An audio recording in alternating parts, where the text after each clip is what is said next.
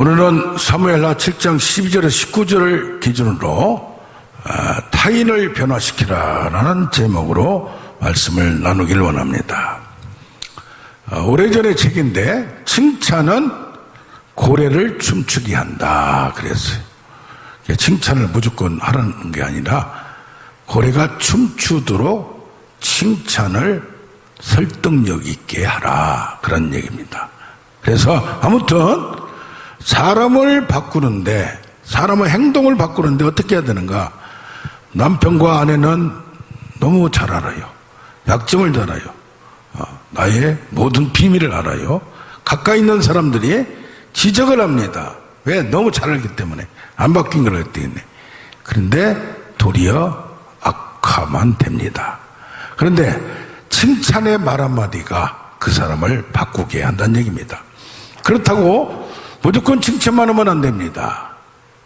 그래서 지적과 칭찬, 사람을 변화시키는 게, 나도 변화되기가 어려운데, 나도 나를 모르는데 넌들 나를 알겠느냐, 내가 너를 알겠느냐고 유행 가사가 있듯이, 첫째로 타인을 바꾸는 방법은 타인에게 공정한 평가를 하고 예리한 지적을 하고 정확한 비판을 할 줄도 알아야 됩니다.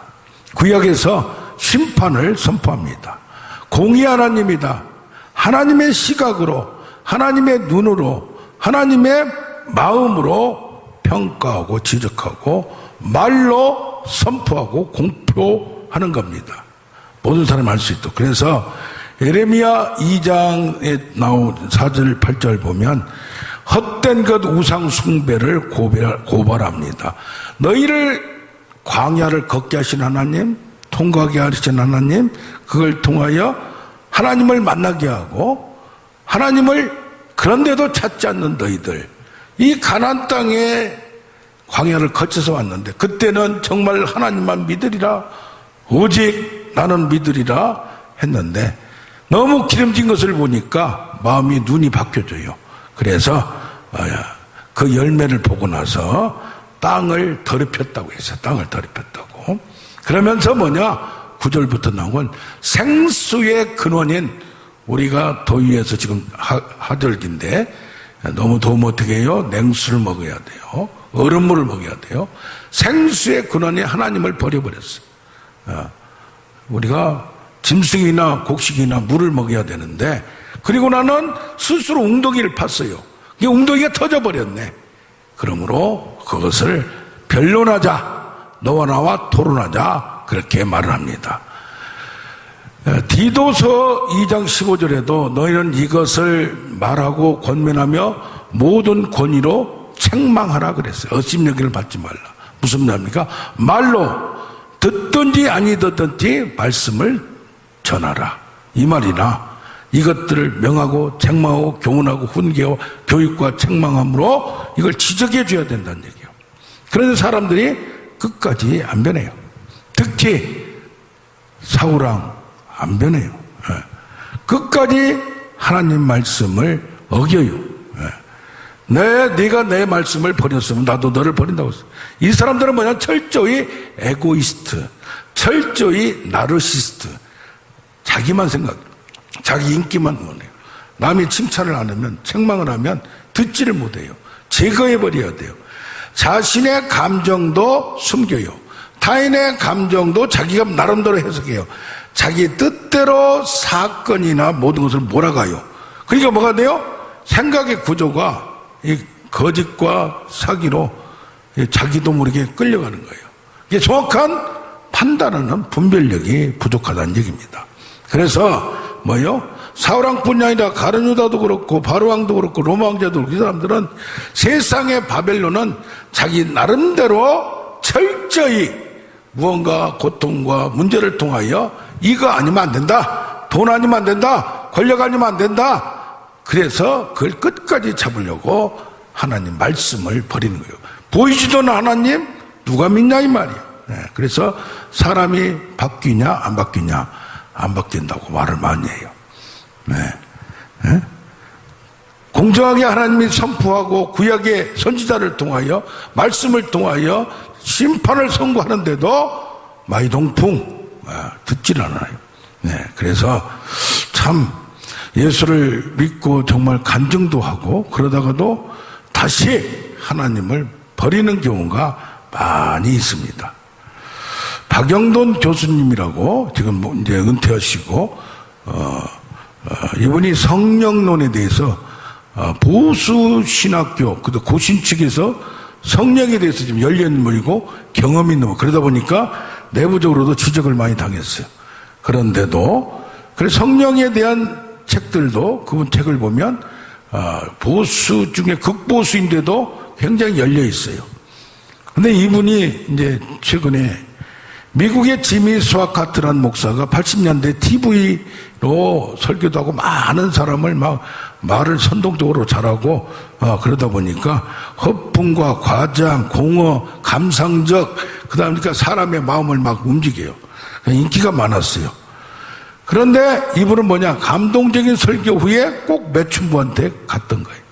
꼭이라기보다는 그래서 그러면서 막 이제 그게 문제가 돼서 회개를 하고 이래도 매장되다시피 했는데 90세가 다 돼가면서 설교하러 나오면서 걸어다니도 의자에 앉아서 하는데도 설교를 해요. 그래서 이 양반이 이분이 이 목사 한국의 박영돈 목사님이 그걸 듣고 나서 야 이제 사람이 나이가 드니까 바뀌었구나 했더니 똑같은 말을 하더란 얘기예요. 성화에 대해서 얘기하고 성령 충만에 대해서 얘기하는데 뭐냐 그냥 감성적으로 내가 막 설교하고 기도하고 찬양할 때 수천 명이 막 거꾸러지고 성령 받았다.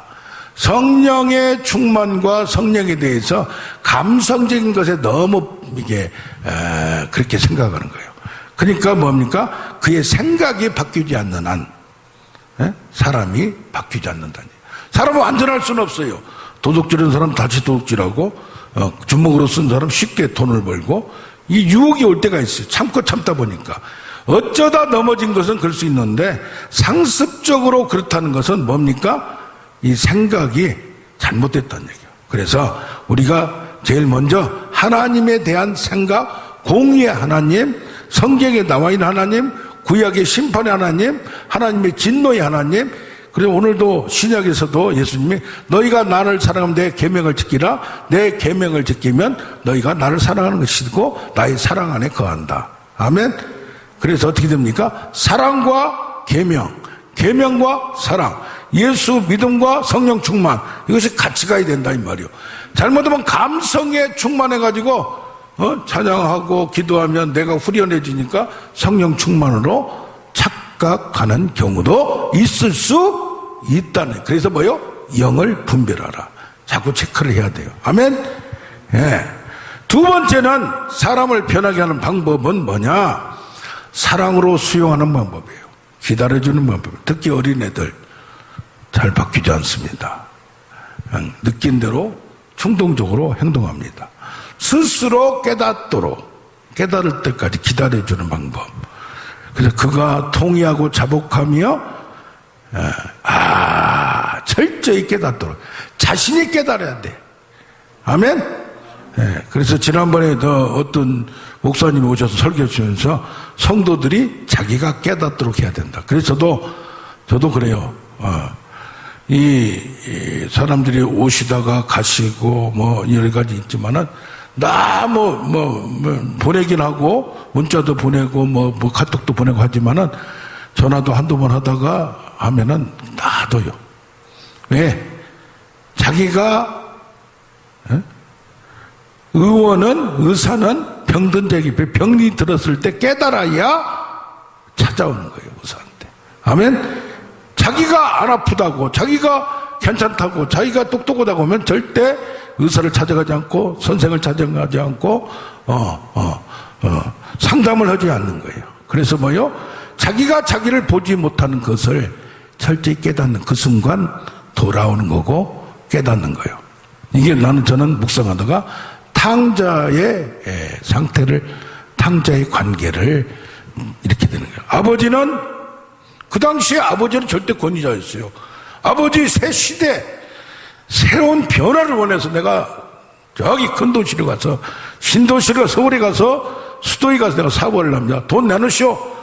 옛날에 용납이 안 된 거예요. 그 당시에 농경사회의 가부장. 그런데 아버지는 줬어요. 그러니까 얼마나 옛날에 보면 아버지들이 딸을 서울로 유학 보내고 김수미 집사 지금 탤런트 또 일본으로 미국으로 유학 보낸 분들도 있어요.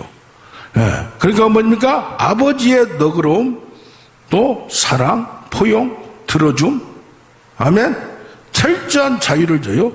제한 없는 선택권을 네가 원하면 공부하고 싶다면 내가 딸이지만은 키워주리라.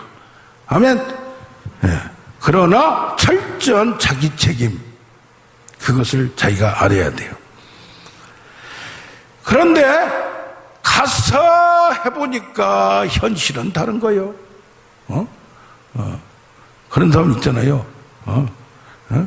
누가 홀라당 해가지고 사업 이거 좋다고 해가지고 뭐 한다고 해가지고 비트코인이다 이거 주면 한 달에 100만 원씩 준다. 이자를 1000만 원 냈는데 100만 원씩 주면 얼마나 눈이 확 돌아가 그냥. 여자분들이 들이 확 돌아가 그냥. 한 달에 10%를 준다고 하면은 자 그러면서 그거 꼬임과 아주 그냥 독사들이 딱 먹으려고 하고 있는데 걸린 거예요. 덫에 걸린 거예요. 먹이가 된 거예요. 사슬에 걸린 거예요. 그래서 이게 뭐예요? 올매에 빠져버리면 이제 거기서 생고생하는 거예요. 눈물을 흘리는 거예요. 야, 아버지가 저렇게 했던 것이 그냥 된 게 아니구나. 그러면서 철저히 깨닫기 시작합니다. 왜? 어려움을 당해봐야, 힘들어봐, 어져 터져봐야. 그래서 먹을 겸 지업 열매, 돼지가 먹는 걸 먹는 거예요. 개가 먹는 걸 먹는 거예요. 소가 먹는 걸 먹는 거예요. 요새 강아지들요, 그 뭐죠? 사료도 비싼 거 먹어요. 우리는 옛날에 좀 싼 거 먹였더니 어떻게 그런 걸 먹이냐고? 아이, 4배, 5배 비싼 걸 먹이더라고. 야, 한 봉투에 10,000 얼마짜리 정도는 몇십만 원짜리 됐어요, 이게. 야, 놀래버렸어요. 참 사람보다 비싼 게 먹이구나. 한 달 동안 일해가지고 그걸로 거의 다 나간대요. 그러면서 만족을 누리는 젊은이를 제가 보기도 했어요. 현실의 냉정함에 이제 한계 상황에 와요. 깨닫는 거예요. 야, 내가 그래도 참 아버지가 어떻게 이렇게 광야와 고난의 풀무불에서 철저한 교훈을 얻도록 이렇게 방임하셨을까? 나 같으면 했을까? 이제 성숙하는 거예요. 얻어 터지면서 그 신명기 8장 2절에 하나님께서 40년 동안 너희들을 광야길을 걷게 하신 이유를 그것을 생각하라. 기억하라. 끝까지 잊어버리지 말라. 가나안 땅 가도 잊어버려. 배부를 때 잊어버려. 기도가 왜 안 나오냐입니까? 배부르니까 안 나온 거예요. 그 광야가 고맙게 생각해야 되는 거예요. 아멘.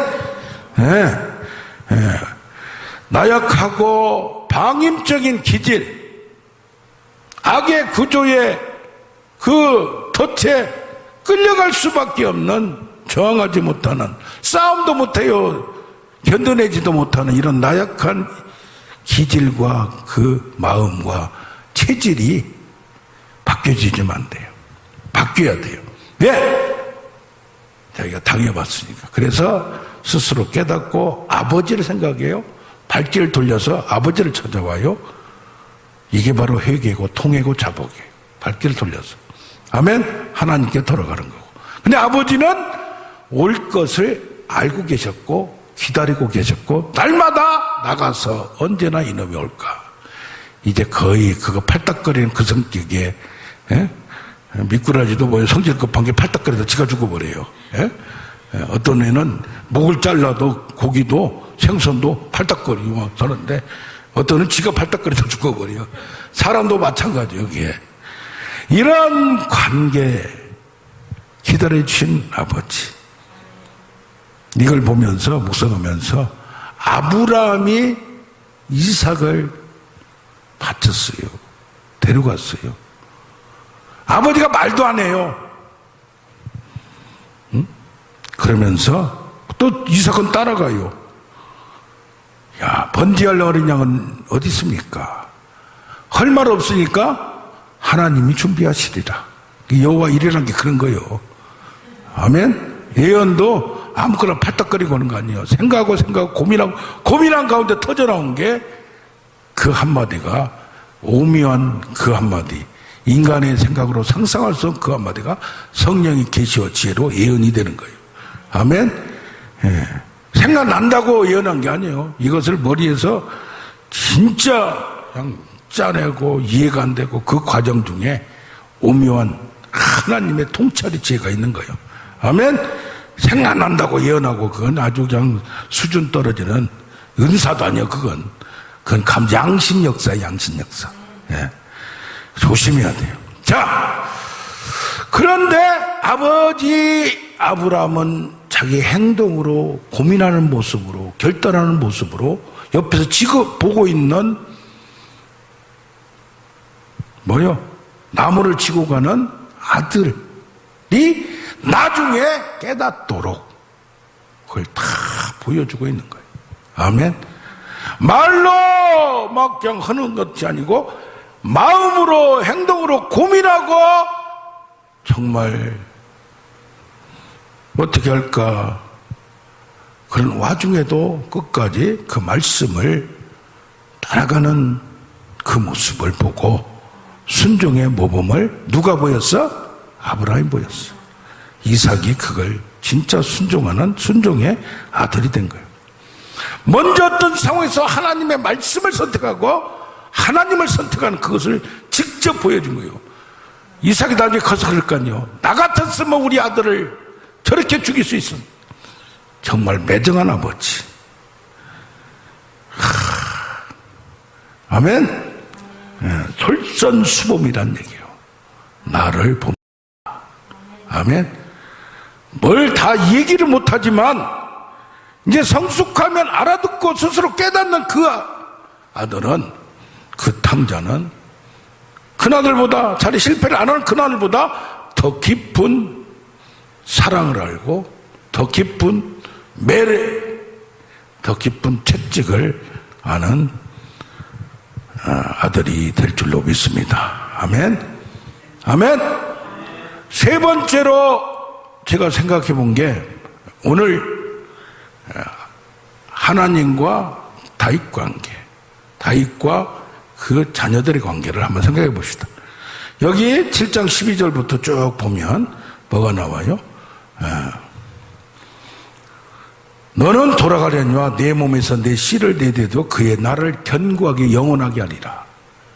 이게 바로 예수 그리스도의 나라를 상징적으로 보여주는 거고, 그것을 북쪽에는 이스라엘이고 남쪽에는 유다인데, 북쪽에는 구테타가 수시로 일어났어요. 왕이 바뀌었어요. 그러나 여기에서는 왕조가 망할 때까지 이어진 역사가 있어요.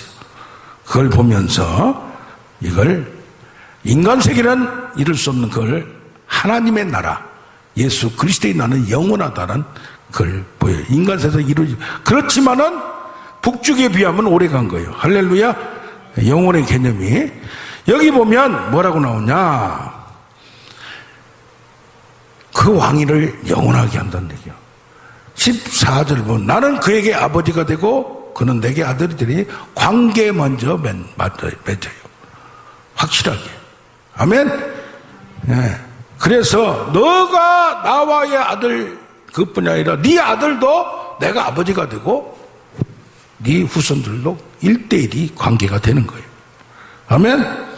그러면서 만일 죄를 범하면, 문제가 생기면, 왕에서 쫓겨나야 되면 어떻게 한다? 사람의 매와 인생의 책찍으로 징계를 그냥 넘어가지 않는다 이 말이에요. 아멘. 그래서 우리는 무슨 문제가 생겼을 때 사랑이라고 용서라고 무조건 넘어가서만 되는 건 아니에요. 그걸 교정적 정의 그리고 사랑이요, 바꿔서 고쳐서 쓸 생각으로 때려 조지는 거예요. 처음부터 그걸 안 되니까 참아주기도 하고 경고하기도 하고 때리기도 하고 치기도 하고 붙들어주기도 하고 눈물을 흘려주기도 하고 하지만 결국은 바꾸어서 쓰려는 목적이 있는 거예요. 문제가 생겨도 그 다음에 봐봐요. 15절은 내 앞에서 물러나게 한 사울은 내 은총을 뺏어버렸어. 그러나 내 후손들에게는 빼앗지는 아니하리라. 그게 뭡니까? 문제가 있어도 버려버리지 않는다. 육이 버려버리지 않고 고쳐서 쓴다. 수리해서 쓴다. 오수선 있죠, 오수선. 예? 수선해서 쓴다 이 말이에요. 아멘. 예. 사람 수선하기가 힘들어. 예? 예. 예. 아멘. 그런데 그 수선하게 하려면 차라리 힘들어. 그렇지만 그것을 안 바뀌는 그 사람들을 보면 순진한 것 같고 어리버리한 것 같은데 악의 습관이 있어. 잔머리는 몇 단수 높아. 어리버리한 거, 그걸 뭐라 그래? 어당팔이라고 그래. 어리숙한 게 당수가 8단이야. 참 불쌍해서 사랑으로 사랑하니까 그걸 악용하는 경우가 있어요, 없어요? 있어. 그러면 사람이 안 바뀌어요. 이제는 산전수전 겪으면 그걸 때려잡는 해병대가 돼야 돼. 이거 설교 중에 자꾸 요새 내가 너무 세득이다가 안 바뀌니까 그런 거야. 안 바뀌니까. 네? 안 바뀌니까. 아멘. 여기 보면 뭡니까? 은총을 안 뺏은 거예요. 다윗 같은 법에 다윗 같은 경우 아들이 여러 명 있었어요. 그 중에 두 아들만 비교해보자고. 압살롬은 아들이 있어. 똑똑해. 근데 아버지가 하는 게 마음에 안 들어. 응? 그러니까 문제를 만들었어. 자기 여동생을 겁탈한 다른 배다른 형을 제거해버린 거야. 응? 그러면서 그에게 반역까지 아빠를 쫓아내버려. 그런데도 뭐라고 그래요? 그를 죽이지는 마라. 인간적인 사랑이 있는 거예요. 인간적인 연약성이 있음을 보는 거예요. 그러나 나라와 국가의 체제를 유지하는 공적인 데서는 그를 제거할 수밖에 없는 거예요. 그 자리를 뺏을 수밖에 없는 거예요. 아멘. 솔로몬에게 왕위를 줄 때도 누구 세 명은 가만두지 말고 딱 이걸 안 지키면 처리해라. 뭐요? 확실하게 지침을 준 거예요. 아멘. 그게 나라를 운영하는 지도자는, 군주는 어릴 때부터 군주 훈련, 왕세자 훈련을 받아요. 그래 강해야 돼요. 어떻게 보면 저기 위에 있는 김정은이가 김정일도 그렇고 그런 걸 배운 거예요. 그러니까 나라가 위험하니까 장무구를 처치한 거예요. 형도 처치했잖아. 뭐 후계자에는 아버지하고 형제간 돕는 거예요. 아버지 아들 돕는 거예요. 자, 이런 걸 보면서, 그런데 솔로몬도 이대왕이 됐어. 후계자가 됐어. 근데 어떻게 솔로몬을 하냐 이 말이에요.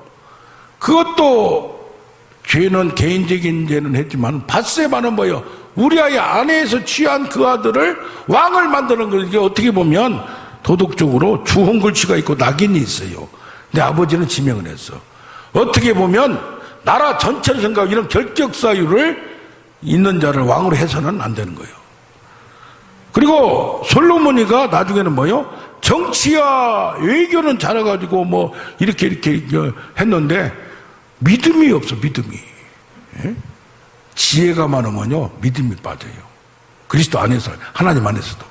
지혜와 믿음이 충돌하면 뭘 선택해야 돼? 믿음을 선택해야 돼. 그 지혜는 잔머리야. 고단수는 여호와를 아는 것이 지혜요. 아멘. 그걸 먼저 하고 잔 것들을 지가 해야지 모든 것을 그렇게 하면 안 된다는 얘기예요. 아멘. 예. 자, 다윗이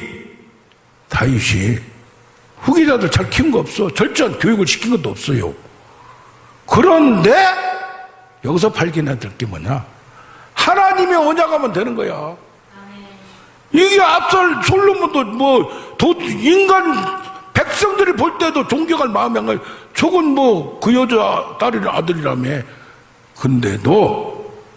근데도 만물과 역사의 주권자는 누구요? 하나님이야.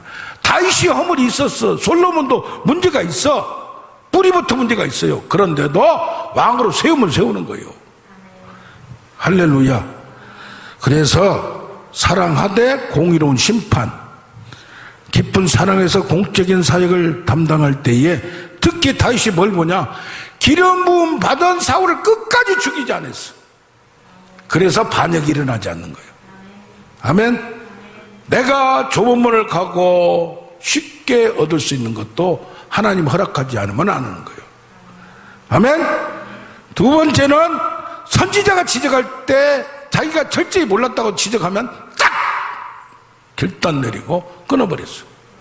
아멘. 인간이 다윗이 부족하지 않다는 게 아니야. 허물이 많아. 그러나 다윗이 죄를 짓고 이런 그 인간의 연약성이 드러남으로 말미암아 시편을 통하여 다윗의 영성이 달라지고 사랑이 달라. 나중에는 밧세바도 버리지 않고 또 더 깊은 단계에 들어가면 솔로몬까지 왕기까지 세우는 거. 그 단계는 아무나 하는 게 아니야. 에? 할렐루야. 그러므로 사랑이 모든 것을 이해할 수 있는 것도 그 단계가 아무나 이해하는 게 아니에요. 은혜를 베풀 때 우리는 자기를 내려놔야 돼. 은혜라는 건 뭐예요? 우리가 아무것도 하지 않고 기다려 하나님 하는 것을 받아들이는 게, 내가 그리스도와 함께 십자가에 못 박혔는데 내가 이제는 상관 내 안에 그리스도께서 사신 것이다. 나를 사랑하나 자기를 버리신 예수를 위하여 사는 거예요. 아멘. 이게 내 안에 다 비워야 돼. 습성도 다 비워야 돼. 그런데 그 다음에는 뭐냐? 여기서 끝나면 안 돼. 그게 문제예요. 내 안에 성령으로 채우고 말씀으로 채우고 능력으로 채워야 돼. 그래서 갈라디아서 3장 14절에 믿음으로 말미암아 하나님의 자녀가 되고 믿음으로 성령의 약속의 능력으로 살아가는 거예요. 그런데 기도를 안 해. 은혜만 강도한 사람은 은혜를 생각하고 깨닫고 누리다가 그리고 끝나고, 기도는 많은데 내게를 내려놓지 않고 욕심만 감성적 이런 것도 잘못되고, 비우고 성령으로 채우고 말씀으로 채우고 하나님으로 채워야 돼. 막 그러니까 기도하는 거예요. 아멘. 은혜를 깨닫고 그 다음 기도가 들어가야 돼. 하나님을 찾아야 돼. 하나님의 얼굴을 구하고 임재를 구하고 하나님의 손을 능력을 구하고 하나님의 심장을 구해서 우리가 나아가는 우리가 되어야 될 줄로 믿습니다. 아멘. 아멘. 아멘.